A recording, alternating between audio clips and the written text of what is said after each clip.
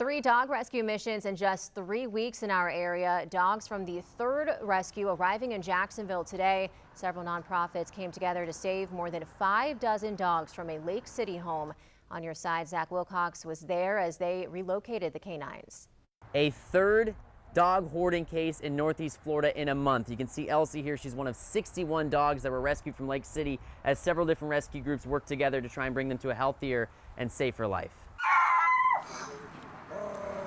Somebody saw something. They wanted a dog, went to somebody's house, and they saw multiples of these. When that dog adopter saw the sheer amount of dogs at a Lake City home, they reached out to a rescue to let them know it seemed they weren't in the best shape. Initially, she went out there and pulled 15 dogs, to which I took 4. 2 weeks later, she pulled 11, and I pulled 3. And then we realized that this was a little bit more than what we're capable of. All told, a half a dozen shelters from Jacksonville, Gainesville, Titusville, and Tampa got involved to help make sure 61 dogs the breeder had would be taken care of. They are not socialized. They're very fearful. They're unsure. They're not used to being around people. We take them in. They're not spayed or neutered. We spay and neuter them. We vet them.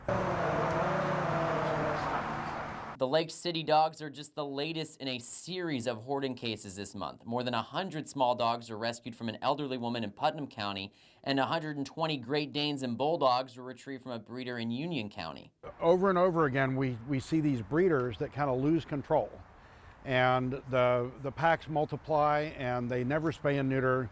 It gets out of control. He wasn't barky at all until we got here. Florida Urgent Rescue founder Mike Merrill is relieved the Lake City situation got on their radar before there were hundreds of dogs there. With so many recent cases, Merrill thinks it may be time for lawmakers to get involved. I think we should take a page out of the books of northern states where they have mandatory spay and neuter.